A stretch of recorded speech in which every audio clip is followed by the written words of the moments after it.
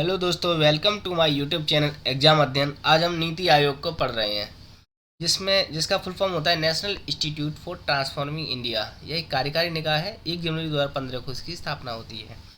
सबसे पहले पृष्ठभूमि से इसकी शुरुआत करते हैं। जैसा कि हम जानते हैं कि भारत को स्वतंत्रता 15 अगस्त 1947 को मिल जाती है। तो उसके बाद में देखा जाता है कि कैसे विकास किया जाए, कैसे क्या किया जाए, इसके लिए कौन सा मॉडल अपनाया जाए। तो केसी नियोगी समिति की सिफारिश पर पंचवर्षीय जो मॉडल था, योजना था, उसको अपनाया जाता है। कब? 15 मार्च 1950 को, है ना। लेकिन इसकी समस्या क्या थी कि ये टॉप टू बॉटम यानी ऊपर से नीचे की रणनीति को निर्धारित करता था। फिर अगस्त 2014 की बात आती है, तो योजना आयोग के स्थान पर नीति आयोग के निर्माण की घोषणा कर दी जाती है प्रधानमंत्री जी के द्वारा। 1 जनवरी 2015 में नीति आयोग का गठन किया जाता है और 16 फरवरी 2015 को प्रथम गवर्नमेंट काउंसिलिंग का गठन होता है। सबसे पहले इसके बाद में इसका परिचय देखते हैं। देखो, पूरा नाम क्या है? National institute for transforming India. 1 जनवरी 2015 को इसका गठन होता है। मुख्यालय नई दिल्ली में। नीति आयोग द्वारा 3 वर्षीय योजना, 7 वर्षीय रणनीति और 15 वर्षीय विजन पर कार्य करता है। जैसा कि अभी देख लिया, यह एक संविधानोत्तर या कार्यकारी संस्था है जिसकी प्रकृति केवल सलाहकारी होती है। जैसा कि जो भी योजना आयोग था उसकी भी प्रकृति के सलाहकारी थे, एक एडवाइजरी बॉडी हुआ करती थी। यह एक जो नई संस्था थी, परंपरागत दायरे से परे जाकर विकास के समग्र वातावरण को पोषण प्रदान करने में एक उत्प्रेरक का काम करती है। सरकार एक थिंक टैंक या परामर्श निकाय के रूप में इसकी स्थापना की गई थी। देखो, अब अध्यक्ष वगैरह देख लें तो प्रथम और वर्तमान अध्यक्ष, इसका बाई डिफॉल्ट इस जो प्रधानमंत्री बन जाता है, वो योजना आयोग हो चाहे नीति आयोग हो, जो है ना, इनका प्रधान अध्यक्ष कौन होता है? प्रधानमंत्री होते हैं। जैसे कि वर्तमान में प्रधानमंत्री कौन? नरेंद्र मोदी साहब थे। उस दौरान भी जब नीति आयोग की स्थापना हुई थी तब भी नरेंद्र मोदी साहब थे। प्रथम उपाध्यक्ष कौन थे? अरविंद पनगड़िया थे। और प्रथम उपाध्यक्ष अभी वर्तमान में की बात की जाती है, श्री सुमन बेरी हैं। और उस टाइम पे एक जो सीईओ थे वो सिंधु श्री खुल्लर थे। अभी वर्तमान में सीईओ कौन है? पीवीआर सुब्रमण्यम है। नीति आयोग के उद्देश्य और कार्य के बारे में देख लेते हैं। देखो, एक सहकारी संघवाद की तरह काम करता है, ठीक है। और एक सहकारी संघवाद में क्या हो जाता है कि वही सभी को साथ में लेके चलना है, ठीक है। सहकारी संघवाद की स्थापना एक सतत आधार पर राज्यों के साथ सहयोग के लिए की गई थी। रणनीति दीर्घकालिक नीति होती है इसमें। ये 5 वर्षीय, 3 वर्षीय, 15 वर्षीय, इस टाइप से रणनीतिक दीर्घकालिक नीति थी इसमें। कार्यक्रम रूपरेखा बनाना, समाज के उन वर्गों का विशेष रूप से ध्यान रखा जाता है जो आर्थिक प्रगति से पर्याप्त रूप से लाभान्वित नहीं है। नवोन्मेष मतलब राष्ट्रीय और अंतर्राष्ट्रीय स्तर के विशेषज्ञ समुदाय के माध्यम से ज्ञान और नवाचार प्रणाली का विकास करना है। प्रौद्योगिकी में क्या हो जाएगा? उन्नयन तथा कार्यक्रमों के लिए क्षमता निर्माण करना है। अंतर क्षेत्रीय और अंतर विभागीय विवाद होते हैं उनके समाधान की मंच प्रदान करना। देखो क्या क्या हो गया, एक मंच प्रदान करना है अंतर क्षेत्रीय अंतर विभागीय विवादों के लिए। प्रौद्योगिकी जो टेक्नोलॉजी है उसके उन्नयन तथा कार्यक्रम के लिए क्षमता निर्माण करना है। नवोन्मेष के लिए काम करना है, ठीक है। सहकारी संघवाद को बढ़ावा देना है। रणनीतिक दीर्घकाल नीति के लिए एक मतलब ढांचा प्रोवाइड कराना है। जो लोग पिछड़ गए हैं, ठीक है, उनके लिए उत्थान के लिए कार्य करना है। नीति आयोग के कुछ मार्गदर्शक सिद्धांत हैं, जैसे कि समावेशता हो जाता है, जनसंख्या लाभांश हो जाता है, जनसहभागिता हो जाता है, धारणीता होती है, अभिशासन वगैरह होता है। तो जैसे समावेशता क्या देखते हैं, असुरक्षित और हास्यकृत वर्गों को, जो बिल्कुल अपने आप को महसूस नहीं करते हैं सुरक्षित, ठीक है, बिल्कुल ख़त्म होने की प्रजाति होती है, ऐसे उसके कगार पे हैं, तो उनको एक सशक्त बनाना है। पहचान आधारित हर प्रकार के जो भेदभाव हैं, जैसे भारत जैसे स्पेशली देश में कि हर क्षेत्र में धर्म पर, जाति पर, वर्ग के आधार पर जो भेदभाव है उनको समाप्त करना है, ठीक है। देखो, असुरक्षित और हास्यकृत वर्गों को सशक्त बनाना है। पहचान आधारित हर प्रकार के भेदभाव, क्षेत्र, धर्म, जाति, वर्ग को समाप्त करना है। जनसंख्यात्मक लाभांश का मतलब क्या होता है? जैसे इनको लाभ देना है कि शिक्षा का लाभ दिलाना है, कौशल का, उनके सशक्तिकरण पर ध्यान दे करके आजीविका के अवसर उपलब्ध कराना है। जन सहभागिता में क्या है? मतलब सभी को अपन को जन सहभागिता करना है, मतलब पार्टिसिपेट कराना है। सहभागी नागरिकों को स्वशासन का चालक बनाना है उनको, ठीक है। धारणीता में क्या हो जाएगा कि अपनी नियोजन में विकास प्रक्रिया में धारणीता को केंद्र में रख करके पर्यावरण के प्रति सम्मान की प्राचीन परंपरा के अनुरूप करना है। अभिशासन में यानी खुले, पारदर्शी, उत्तरदायिता, सक्रिय, सोद्देश अभिशासन शैली को प्रश्रय देते हुए लागत से उत्पाद से परिणाम की ओर प्रयासों का अंतरण करना है।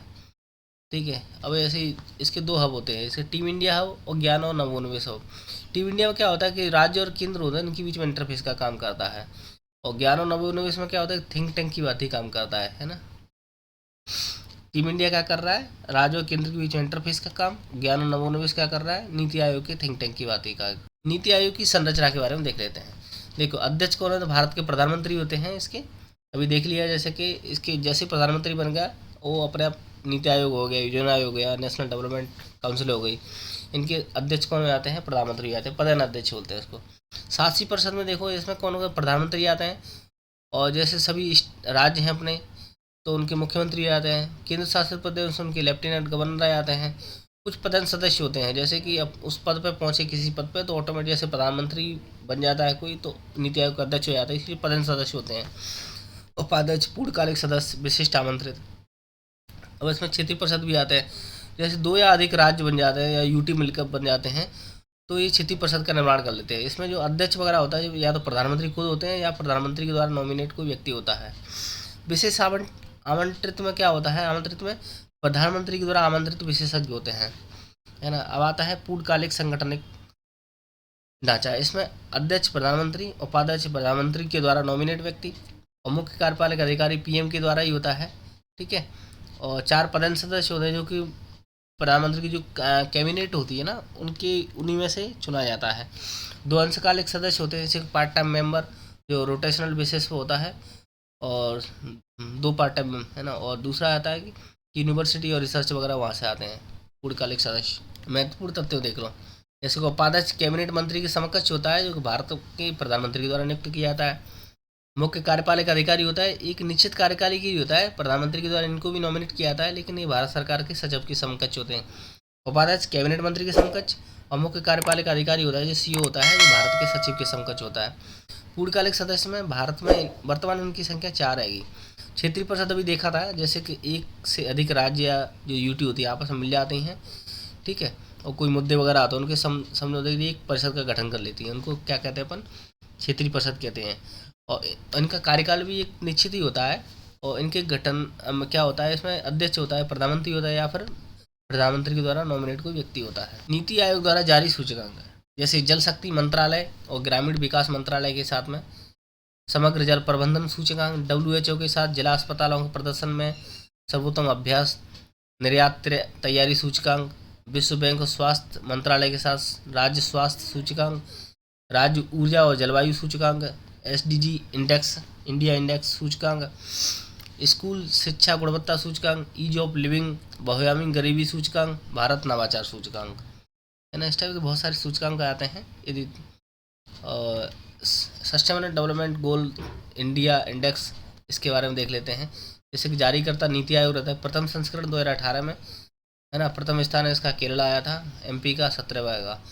और 17 गोल है वैसे तो, है ना, इनको पूरा करना है। और SDG इंडिया इंडेक्स प्रत्येक राज्य और केंद्र शासित प्रदेश के लिए 16 गोलों पर लक्ष्यवार स्कोर की गणना करता है। भारत नवाचार सूचकांक में जारीकर्ता नीति आयोग ही है, एक प्रतिस्पर्धात्मक संस्थान रहता है। ठीक है। कर्नाटक पहले स्थान पर और MP 13वें स्थान पर 2021 के अनुसार। नीति आयोग से संबंधित विभाग जैसे विकास, निगरानी और मूल्यांकन कार्यालय नई दिल्ली में है। राष्ट्रीय श्रम अर्थशास्त्र शोध एवं विकास संस्थान ये नरेला दिल्ली में है।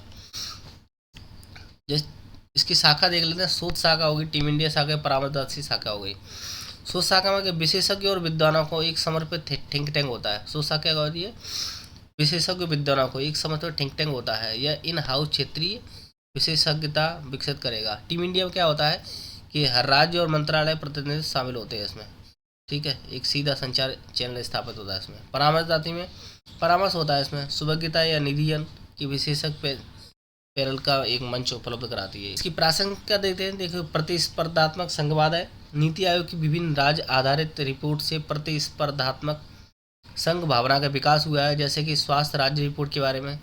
सहकारी संघवाद में देखा जाए तो नीति आयोग की संरचना के कारण इन निकायों में राज्यों को बेहतर प्रतिनिधित्व प्रदान किया गया है। अधिक जवाबदेही, नीति आयोग द्वारा विकास निगरानी और मूल्यांकन कार्यालय की स्थापना की गई है। नीति आयोग से संबंधित चिंताएं, एक सरकारी और निजी क्षेत्र के प्रति पक्षपात, वित्तीय समस्याएं, शक्ति के विकेंद्रीकरण का अभाव और केवल अनुशंसात्मक निकाय और राज्यों का अपर्याप्त संबंध। चिंता क्या हो रही है? एक तो प्रॉपर फंड नहीं मिल पाता है, ठीक है, कोई अनुशासन है ही नहीं, विकेंद्रीकरण का अभाव है पूरी तरह से, ठीक है, वित्तीय समस्याएं हैं, समर्थन भी नहीं है मतलब राज्यों को, और सरकार और निजी क्षेत्रों के बीच में मतलब पक्षपात की भूमिका है। इस सुझाव मजबूत कैसे बनाते हैं? जो कमी है उनको दूर कर दो, जैसे जवाबदेही में वृद्धि हो जाए, अधिक निधि की समस्या को समाधान हो जाए, अधिक हितधारक शामिल हो जाए इसमें, जो नीति आयोग के वित्त पोषण करता है उनकी भूमिका प्रदान की जानी चाहिए। इसके नीति आयोग का प्रदर्शन पर देख लेते हैं। देखो, एक भारत श्रेष्ठ भाषा की नारा आएगा मोदी जी का। आकांक्षी जिलाकार जो जिले पिछड़े हुए हैं उनके उत्थान के लिए काम करना है, पूर्वोत्तर के नीति फोरम के लिए काम करना है, राष्ट्रीय पोषण राजनीतिक विकास करना है, अटल इनोवेशन मिशन, वैश्विक उद्यमिता शिखर सम्मेलन, है ना, और सस्टेनेबल जो action for transforming human capital, उसके लिए काम करना है। नीति आयोग के मुख्य कार्यक्रम जैसे कि अटल नवाचार मिशन होता है ना, नीति आयोग द्वारा नवाचार को बढ़ावा देने हेतु प्रारंभ जैसे 2016 में किया गया था इसको। इसमें क्या क्या था? अटल टिकरिंग प्रयोगशाला, इसमें विद्यालय, अटल इनक्यूबेटर्स विश्वविद्यालय, उद्योग वगैरह, mentor of change startup, arise, इसके applied research and innovation for small enterprise, है ना, अटल इम्यूनिटी इनोवेशन केंद्र, अटल न्यू इंडिया चैलेंज, अभिनव भारत हेतु 75 कार्यनीति।